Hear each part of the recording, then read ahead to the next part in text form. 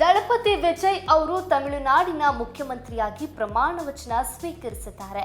ಈ ಕ್ಷಣವನ್ನ ಅನೇಕರು ಬಾಹುಬಲಿ ಚಿತ್ರದಲ್ಲಿ ಮಹೇಂದ್ರ ಬಾಹುಬಲಿಯ ಪಟ್ಟಾಭಿಷೇಕಕ್ಕೆ ಹೋಲಿಸಿದ್ದಾರೆ. ವಿಜಯ್ ಅವರ ಪ್ರಮಾಣ ವಚನ ಸಮಾರಂಭಕ್ಕೆ ಅಪಾರ ಜನಸಂದಣಿ ಸಾಕ್ಷಿಯಾಗಿದ್ದು, ಅಭಿಮಾನಿಗಳು ಹರ್ಷೋದ್ಗಾರ ವ್ಯಕ್ತಪಡಿಸಿದ್ದಾರೆ. ಇದು ತಮಿಳುನಾಡಿನ ರಾಜಕೀಯದಲ್ಲಿ ಹೊಸ ಬದಲಾವಣೆಯ ಗಾಳಿ ಬೀಸಲಿದೆ ಎಂದು ಅಭಿಮಾನಿಗಳು ಭರವಸೆ ವ್ಯಕ್ತಪಡಿಸಿದ್ದಾರೆ. ಭಾರತೀಯ ಚಿತ್ರರಂಗದ ಇತಿಹಾಸದಲ್ಲಿ ಕೆಲವು ದೃಶ್ಯಗಳು ಕೇವಲ ಸಿನಿಮಾ ಆಗಿ ಉಳಿಯದೆ ಜನರ ಭಾವನೆಯಾಗಿ ಬದಲಾಗುತ್ತಿದೆ. ಅಂತಹ ಒಂದು ದೃಶ್ಯ ಬಾಹುಬಲಿ. ಈ ಚಿತ್ರದಲ್ಲಿ ಮಹೇಂದ್ರ ಬಾಹುಬಲಿ ಪಟ್ಟಾಭಿಷೇಕ ಮಾಡಿಕೊಳ್ಳುವ ಕ್ಷಣ. ಇಂದು ತಮಿಳು ಚಿತ್ರರಂಗದ ಸ್ಟಾರ್ ನಟ ದಳಪತಿ ವಿಜಯ್ ಅವರ ತಮಿಳಿಗ ವೆಟ್ರಿ ಕಳಗಂ ಮೂಲಕ ರಾಜಕೀಯಕ್ಕೆ ಅಡಿಯಿಟ್ಟು ಸಿಎಂ ಆಗಿದ್ದಾರೆ.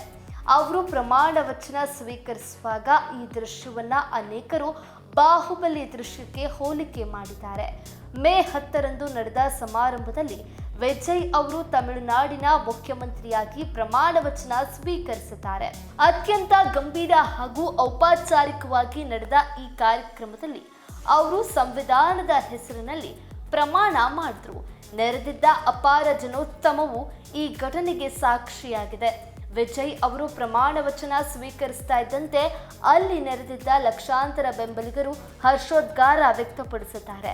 ಬಾಹುಬಲಿ ಚಿತ್ರದಲ್ಲಿ ರಾಜಮೌಳಿ ಅವರು ತೋರಿಸಿದಂತೆ ಮಹೇಂದ್ರ ಬಾಹುಬಲಿ ಪ್ರಮಾಣ ವಚನ ಸ್ವೀಕರಿಸುವಾಗ ಇಡೀ ಸಾಮ್ರಾಜ್ಯದ ಜನತೆ ಬಾಹುಬಲಿ ಬಾಹುಬಲಿ ಎಂದು ಕೂಗುವ ಘೋಷಣೆ ಭೂಮಿಯನ್ನ ನಡುಗಿಸುತ್ತದೆ. ಅದೇ ರೀತಿ ವಿಜಯ್ ಅವರು ನಾನು ಸಿ ವಿಜಯ್ ಜೋಸೆಫ್ ಎಂದು ಹೇಳುವಾಗ ಅಭಿಮಾನಿ ಸಾಗರ ಜೋರಾಗಿ ಕೂಗಿದೆ. ಎರಡನ್ನೂ ಈಗ ಹೋಲಿಕೆ ಮಾಡ್ತಾ ಇದ್ದಾರೆ. ಸಿನಿಮಾ ತೆರೆಯ ಮೇಲೆ ಜನನಾಯಕನಾಗಿ ಮೆರೆದ ವಿಜಯ್ ಈಗ ನಿಜ ಜೀವನದಲ್ಲೂ ಜನರ ಧ್ವನಿಯಾಗಲು ಹೊರಟಿರುವುದು ಈ ಹೋಲಿಕೆಗೆ ಮುಖ್ಯ ಕಾರಣ. ಬಾಹುಬಲಿಗೆ ಜನರ ಮೇಲಿದ್ದ ಪ್ರೀತಿ ಮತ್ತು ವಿಜಯ್ ಅವರಿಗೆ ತಮ್ಮ ಅಭಿಮಾನಿಗಳ ಮೇಲಿರುವ ಕಳಕಳಿ ಒಂದೇ ತೆರನಾದ ಭಾವನೆಯನ್ನ ಮೂಡಿಸ್ತಾ ಇದೆ. ವಿಜಯ್ ಅವರ ರಾಜಕೀಯ ಜರ್ನಿಯನ್ನ ಅನೇಕರು ಯಾವ ಚಿತ್ರಕ್ಕೂ ಕಡಿಮೆ ಇಲ್ಲ ಎಂದಿದ್ದಾರೆ.